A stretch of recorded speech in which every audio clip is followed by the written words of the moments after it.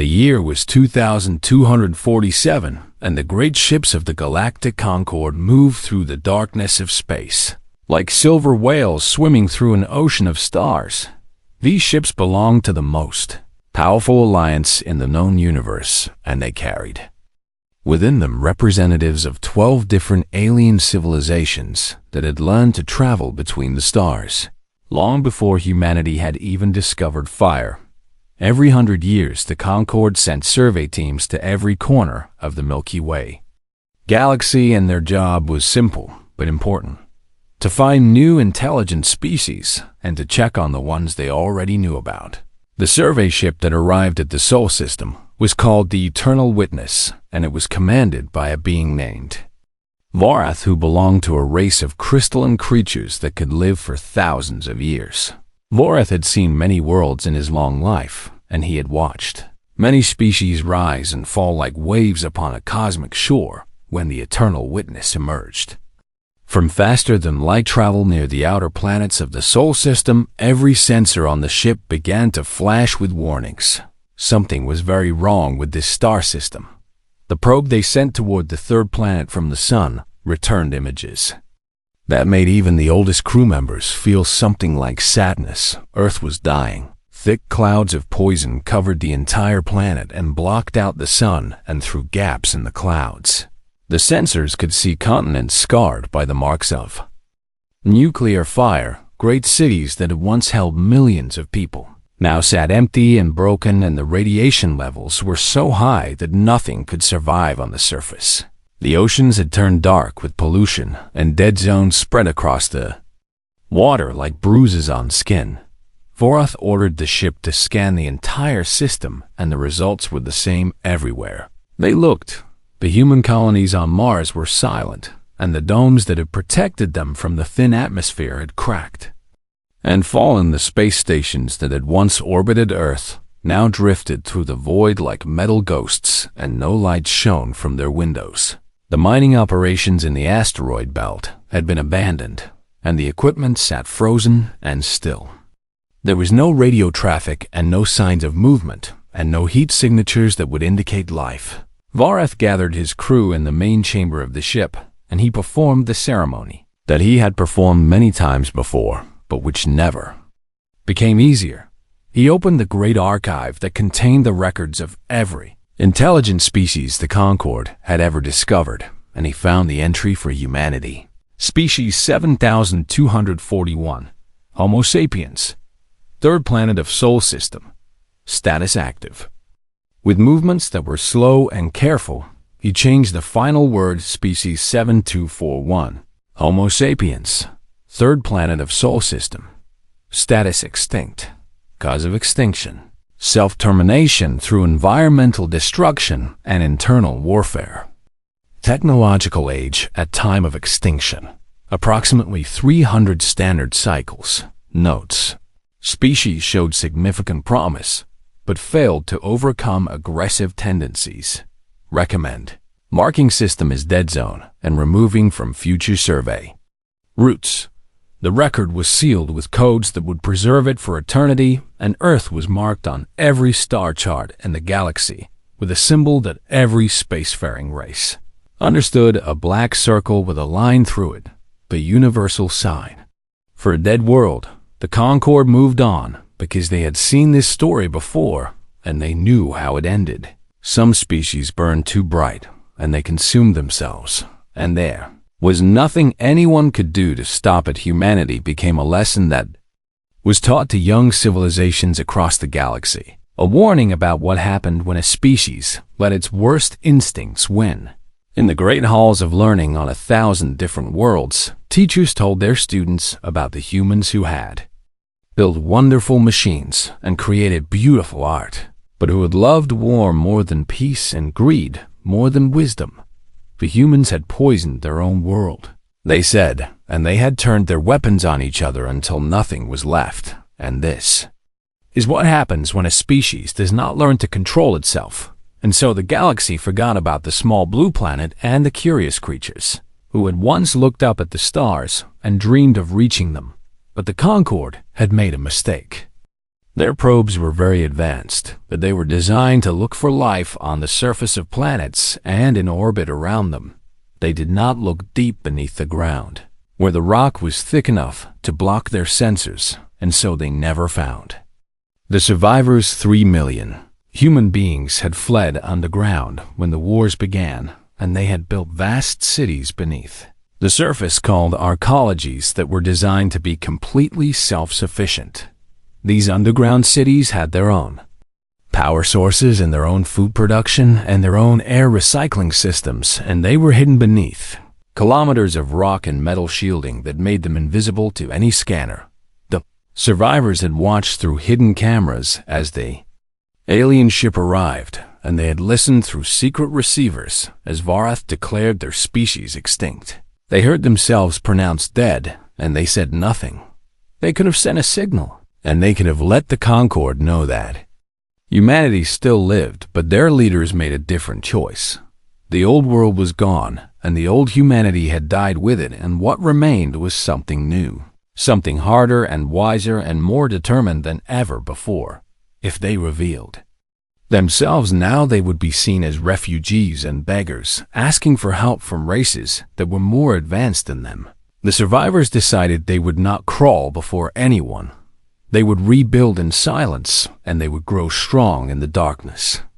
And when they finally rose to meet the galaxy again, it would be on their own terms. And so the Great Quiet began, 100 years of preparation while the universe thought humanity was dead. In the depths beneath the poisoned earth, the survivors got to work, and they swore an oath that their children and their grandchildren would keep. One day, humanity would answer the galaxy, and when that day came, no one would ever ignore them again. Deep beneath the dead surface of what had once been North America, the survivors of humanity built their new world in darkness. They called this period the Great Quiet, and it would last for 100 years. The arcologies were massive underground cities that stretched for kilometers in every direction, and they were home to the last 3 million human beings in existence. In the beginning, things were very hard, and many people died from disease and accidents, and the simple despair of knowing that the world above was gone forever. But humans had always been survivors, and they refused to give up. The leaders of the different arcologies met in secret tunnels, and they made a decision that would change everything. The old nations were dead. America and China and Russia and all the rest had destroyed each other in the wars that poisoned the surface. Those old identities had brought nothing but suffering, and so they were abandoned. From that day forward, there would be only one nation and one people, the united human remnant. Every human being, regardless of where their ancestors came from, would work together for the survival of the species. It was not easy to make people forget the old hatreds, but necessity is a powerful teacher, and when your entire race numbers only 3 million souls, you cannot afford to fight among yourselves. Children were taught in schools that the old world had failed because humans had been divided, and they learned that unity was the only path to survival. The old flags and old anthems were put away, and a new symbol was created, a single hand reaching upward toward the stars.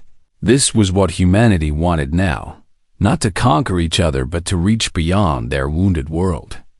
Elena Vasquez was born 20 years after the Great Quiet began, and she never saw the surface with her own eyes until she was an old woman. Her grandmother had been one of the original founders of the North American arcology, and her mother had been a chief engineer who designed the systems that kept everyone alive. Elena grew up in tunnels lit by artificial lights, and she breathed recycled air, and she ate food grown in underground farms. But she did not feel sorry for herself because she knew that she was part of something important. She was part of humanity's second chance. Elena proved herself to be a brilliant leader, and by the time she was 40 years old, she had been elected commander of the entire united human remnant. Her job was to prepare humanity for the day when they would return to the stars, and she took this responsibility very seriously. The alien probe that had declared humanity extinct had crashed on the surface after completing its survey in teams. And radiation suits had recovered it and brought it underground. The scientists of the remnants studied this probe for decades, and they learned many things from it. The aliens had technologies that humanity had never imagined, faster than light, travel and energy shields and materials stronger than anything humans had ever created. But human scientists were clever, and they were motivated by something more powerful than curiosity. They were motivated by survival. Within 50 years, they had not only figured out how the alien technology worked, but they had found ways to make it better. The fusion reactors that powered alien ships were large and complicated, but human engineers designed new ones that were small enough to fit in a backpack. The materials the aliens used for their hulls were strong, but human scientists created new alloys that were even stronger. The weapons the aliens carried were powerful, but human weapons experts built devices that made them look like toys. All of this was done in secret deep underground where no alien sensor could detect them. The survivors also began to heal their world. They sent robots to the surface to test the air and the water and the soil, and they designed machines that could clean the poison from the environment. Slowly and carefully, they released these terraforming drones, and the machines worked day and night for decades, breaking down the radiation and filtering the toxins. Forests began to grow again in places where nothing had lived for generations, and the clouds of poison started to thin. But the humans stayed hidden because they were not yet ready to reveal themselves in orbit around Earth, hidden behind shields that made them invisible. The remnant built shipyards, and in these shipyards, they constructed a fleet. These were not clumsy, primitive vessels like the ones humanity had built before the wars. These were warships designed by people who had studied the best technology in the galaxy and improved upon it. The flagship was called the Lazarus after an ancient story about a man who came back from the dead. Commander Vasquez visited the shipyards often, and she would stand before the great windows and look at the vessels being assembled. She was 62 years old now, and her hair had turned gray, but her eyes were still sharp, and her will was still strong. One day she gathered her council around her, and she spoke the words they had been waiting to hear. "The fleet is ready," she said. "The surface is healing. Our people are prepared. It is time." The council members looked at each other, and some of them felt fear because they knew that what came next would change everything. "We do not seek revenge," Vasquez continued, "but we will not be dismissed. When we rise, the galaxy will remember our names." 100 years of preparation had led to this moment, and humanity was finally ready to answer the universe that had written them off as dead. The Great Quiet was about to end. The Concorde trade vessel Harmony's Light was conducting a routine patrol near the edge of explored space when something impossible happened. Captain Thrall was a Vaxian, a species with 7 limbs and skin that changed color based on their emotions. He had commanded ships for 30 years, and he thought he had seen everything the galaxy had to offer. He was wrong. The sensor officer made a sound of confusion and called the captain over to look at the readings. A ship had just emerged from faster-than-light travel, and its point of origin was the Sol system, the dead system where the extinct humans had once lived. Thrall felt his skin turn pale blue, which was the Vaxian color for fear. "That is impossible," he said. "Nothing lives in that system. The humans destroyed themselves 100 years ago." But the readings did not lie, and as Thrall watched a vessel unlike anything in the galactic database move toward them, the ship was beautiful in a dangerous way, sleek and angular with lines that suggested speed and power. Its hull was made of a material that the sensors could not identify, and it radiated energy signatures that made every warning system on the Harmony's Light scream for attention. Thrall's crew began to panic because ghost ships from dead worlds were the stuff of horror, stories told to frighten children. Some species believed that when a civilization destroyed itself, their spirits remained among the stars, angry and hungry for revenge. But Thrall was a professional. and he forced himself to remain calm. "Open a communication channel," he ordered. The response came almost immediately, and it was in perfect galactic standard, the common language used by all Concord species. "This is the HM's Lazarus, representing the United Human Remnant. We request an audience with the Galactic Concord. Humanity wishes to introduce itself." Thrall's skin cycled through several colors as he struggled to process what he was hearing. The humans were supposed to be dead, and yet here was one of their ships speaking to him as calmly as if they were. Discussing the weather, he opened a visual channel and a face appeared on the screen. A human face. The man was perhaps 50 years old, with dark hair touched by gray and eyes that held a quiet confidence. His name was David Chun, and he had been chosen as humanity's first ambassador specifically because psychological profiles suggested his calm manner would be least threatening to alien species. "We apologize for any alarm," Chun said with a small smile. "Your records indicate that our species died a century ago. They were premature. We have spent the years since then recovering from our near extinction. We come in peace, but we come prepared. We will not be ignored." Again, that last sentence hung in the air, and Thrall understood its meaning perfectly. The humans were not begging for help, and they were not asking for charity. They were announcing themselves as equals, and the tone of the ambassador's voice made it clear that this was not a request. Thrall transmitted the encounter to Concord headquarters immediately, and within hours the message had reached every corner of civilized space. Emergency sessions were called on a dozen different worlds, and species that had forgotten humanity's name scrambled to remember what they knew about the extinct race that had apparently risen from the dead.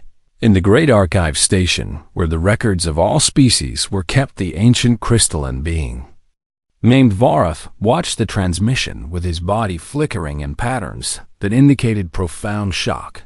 He had been the one to declare humanity extinct 100 years ago, and he had performed the ceremony and sealed the record with his own authorization codes. Now he watched a human ship that was more advanced than anything the Concord had ever built, and he realized that he had made a terrible mistake. The dead had risen, and they had spent their time in the grave, becoming stronger. The Concord High Council sent an official response to the Lazarus, inviting humanity to send representatives to the ancient neutral station called Axiom Prime. This was where galactic law had been decided for 10,000 years, and it was the proper place for a new species to present itself. Ambassador Chun accepted the invitation gracefully, but he made one thing very clear. Humanity would come to Axiom Prime, but they would come as they were, not as refugees seeking shelter, but as a civilization that had earned its place among the stars. Through a century of suffering and sacrifice, the Lazarus turned and headed toward Axiom Prime, and behind it, hidden in the darkness of space, 20 more human ships followed at a safe distance. Commander Vasquez had insisted on this escort, not because she expected trouble, but because she wanted the galaxy to understand something important. Humanity would never be caught unprepared again. News of the human resurrection spread across the galaxy faster than light itself, and reactions varied from species to species. The Vaxians were curious and somewhat welcoming, because they had always believed that life was precious, and any species that could survive extinction deserved respect. The Silicon-based architects were fascinated by the human technology, and they sent requests for technical exchanges before the humans had even arrived at Axiom Prime. But not everyone was pleased. The insectoid hegemony viewed humanity's survival as an offense against the natural order of things, and their philosophy, species that failed were supposed to die, and a race that cheated death was something unnatural and dangerous. The elder races whispered among themselves that something was wrong with these humans. A species that could come back from the dead was not to be trusted, they said, and perhaps it would have been better if they had stayed extinct. Ambassador Chun heard these whispers through intelligence reports, and he smiled. Humanity had expected resistance, and they had prepared for it. The galaxy would learn soon enough that the humans who emerged from the darkness were not the same as the ones who had nearly destroyed themselves. They were harder and wiser and far more dangerous. And they were just getting started. Axiom Prime was the oldest and most important space station in the galaxy, and it floated in neutral space far from any star system. For 10,000 years, this station had served as the meeting place for all civilized species, and here the laws that governed interstellar relations were debated and decided. The station was massive, larger than some moons, and its architecture was a blend of every building style from every species that had ever joined the Concorde. There were towers of crystal and domes of metal and sections that seemed to be grown rather than built. When the human delegation arrived, they found representatives from over 100 different species waiting to see them. The Great Assembly Hall could hold thousands of beings, and today it was full. Creatures of every shape and size filled the seats. Some had scales, and some had no physical bodies at all, but existed as patterns of energy contained in special chambers. Ambassador David Chun led his delegation into the hall, and every eye and sensor turned to watch them. The humans wore sleek environmental suits that were elegant in their simplicity, and they walked with the quiet confidence of people who had survived the worst the universe could offer. There were 20 humans in the delegation, and they were the first of their kind that most of the assembled species had ever seen in person. Chun approached the central platform where speakers addressed the assembly, and he looked out at the gathered aliens without fear, distinguished representatives of the Galactic Concorde. He began, 100 years ago, your survey ship visited our world and declared our species extinct. Today, I stand before you to correct that record. He spoke calmly and clearly, telling the story of humanity's fall and resurrection. He described the wars that had poisoned the surface and the desperate flight underground and the long years of survival in the arcologies. He spoke of children born in tunnels who never saw the sun, and of the dead whose bodies were recycled into nutrients so that the living could endure. He showed recordings of the surface, images of a green and blue world where forests grew again and clear. Water flowed in rivers that had been toxic for generations. You wrote us off, Chum said, and perhaps you were right to do so. We nearly destroyed ourselves through stupidity and greed. But we learned from our mistakes. We adapted to conditions that should have killed us. We survived when survival seemed impossible. And now we stand before you not as ghosts from a dead world, but as a civilization reborn. The assembly was silent for a long moment, and then the debates began. Some species spoke in favor of welcoming humanity back into the galactic community. The Vaxians argued that any species capable of such determination deserved respect, and the architects noted that human technology was remarkably advanced, but others were hostile and suspicious. The representative of the hegemony rose to speak, a massive insectoid creature with mandibles that clicked as it formed words. This is unnatural. The hegemony representative declared, the weak die and the strong survive. This is the law of the universe. A species that destroys itself has proven its unfitness. To allow them back is to invite chaos. Chun listened to these words without visible reaction, but inside he felt a cold anger building. The hegemony had never faced extinction, and they had never known what it was like to watch their world die. They had no right to judge humanity. The hegemony demands proof. The insectoid continued. If humanity claims to have become strong in their century of darkness, then let them demonstrate this strength. We propose a trial by combat, our finest warships against theirs. If they win, they earn their place. If they lose, they prove themselves unworthy. A murmur ran through the assembly because this was an old tradition that had not been invoked in centuries. Chun looked at the hegemony representative and smiled, a gesture that the insectoid could not read, but which humans would have recognized as dangerous.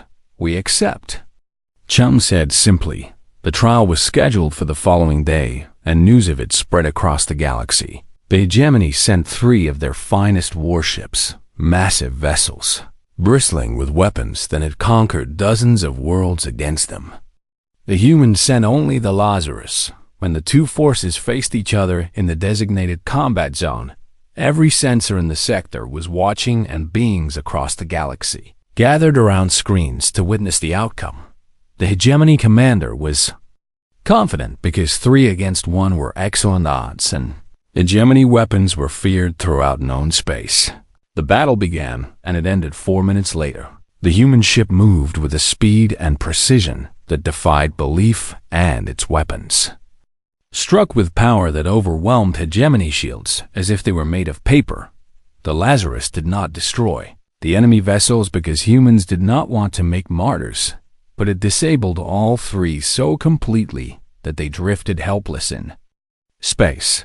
Their weapons were slag and their engines were dead, and their crews were unharmed but utterly defeated. Silence filled the great assembly hall as the results were displayed. The hegemony representatives' mandibles hung open in what might have been shock or fear. Chun returned to the platform and addressed the assembly once more.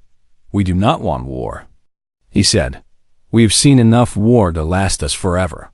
We want only a seat at this table. We have earned it with a century of suffering, and we have proven it today. The question now is simple. Will you accept us as equals, or will you force us to take what should be freely given?" The vote was held immediately, and it was not even close. Humanity was granted full membership in the Galactic Concord with all the rights and privileges that entailed. As the session ended and the delegations prepared to depart, Old Vorath approached Ambassador Chun. "I was the one who declared your species extinct," the crystalline being said. "I have performed that ceremony many times, but I have never been wrong before. I do not know whether to apologize or to congratulate you." Chun looked at the ancient archivist, and his expression softened. "We do not blame you," he said. "You recorded what you saw, but I hope you understand now that humanity is not so easy to kill. We have a talent for survival that even we did not know we possessed." Vorath's crystalline body flickered with colors that Chun could not interpret. "I will amend the record," Vorath said, "and I will add a note for future archivists. Never underestimate the humans. They are more stubborn than the universe itself."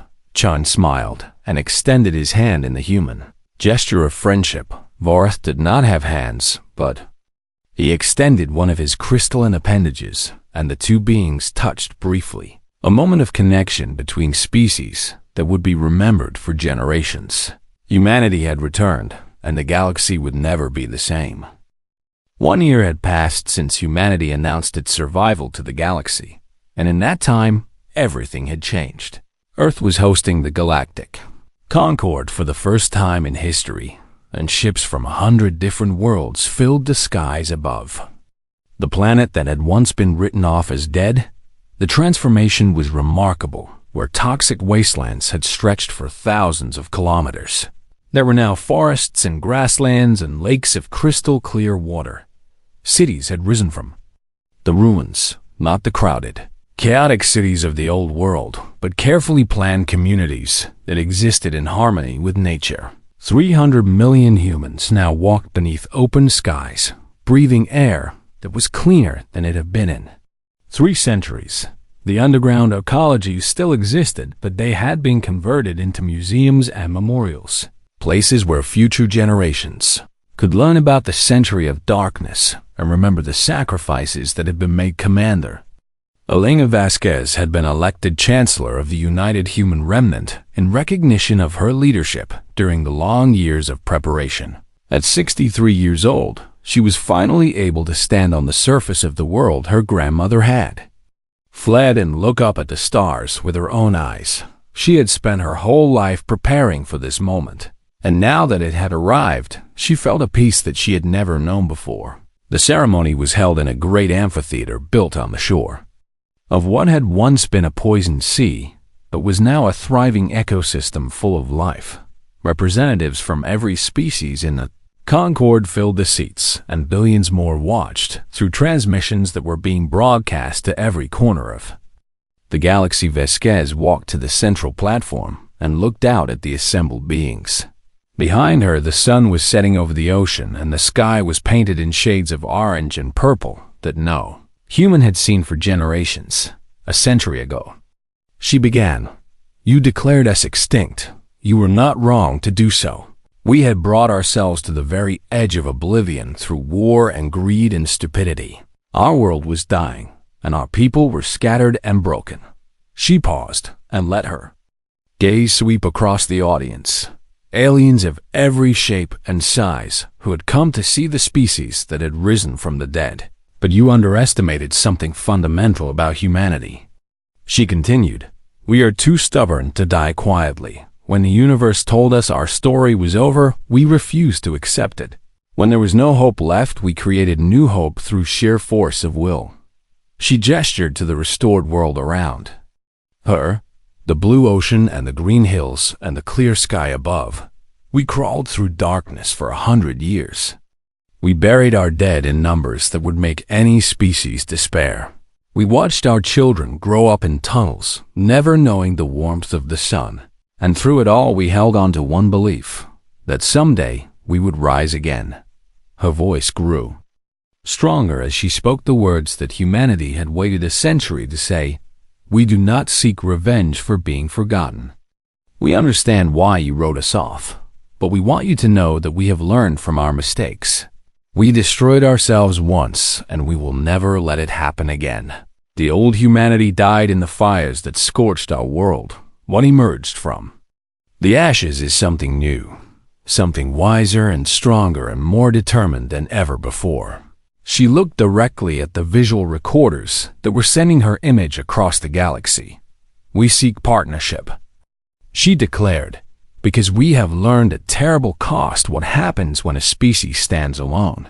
We nearly destroyed ourselves through isolation and conflict. Now we understand that the only path forward is together. Not just among ourselves, but with all the civilizations that shared this universe." The assembly was silent, and even the beings who had opposed humanity's return felt something shift in their understanding. This was not a species seeking dominance or revenge. This was a species that had stared into the void and come back changed. To those who feared our return, I say this: we are not your enemies. We have no interest in conquest or war. We spent a century preparing not for battle but for peace. The weapons we built were meant to ensure that no one would ever dismiss us again. Now that we have proven ourselves, we hope to never use them." She smiled, and it was a smile that held both sadness and hope in equal measure. "To those who welcomed us, I say this: thank you. Your openness gives us hope that the galaxy can be a place where different species work together instead of against each other. We will honor your faith in us." She took a deep breath and spoke her final words. 100 years ago, the universe sent us a message. You are extinct and forgotten, and no one will remember your name. Today, humanity sends its reply. She raised her hand and pointed upward toward the stars that were beginning to appear in the darkening sky. "We are here. We survived. We rebuilt, and we are just getting started." The applause began slowly, but it grew until it seemed like the whole planet was shaking with the sound. Humans and aliens stood together and cheered, and for the first time in a century, humanity did not feel alone.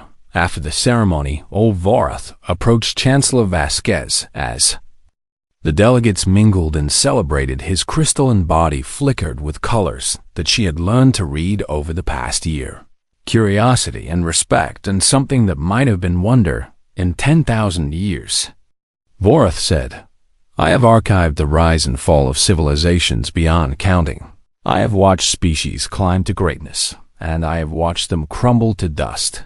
Never once have I had to change a death certificate to a birth announcement." Vasquez smiled at the ancient archivist, who had become something like a friend. "Humanity specializes in impossible things," she said. "It is the only way we have survived." Vorath made a sound that she had learned was his species' equivalent of laughter. I have updated your record in the archives, he said. Species 7241 Homo sapiens. Status active. Special notation. Declared extinct in error. Emerged from self-imposed isolation after century of reconstruction. Classification upgraded from developing to advanced. He paused, and his color shifted to something deeper and more serious. I also added a personal note. He continued, it says, threat assessment minimal when treated with respect. Note to future surveyors. Check thoroughly and never underestimate. Vasquez laughed, a real laugh that came from somewhere deep inside her. That seems fair, she said.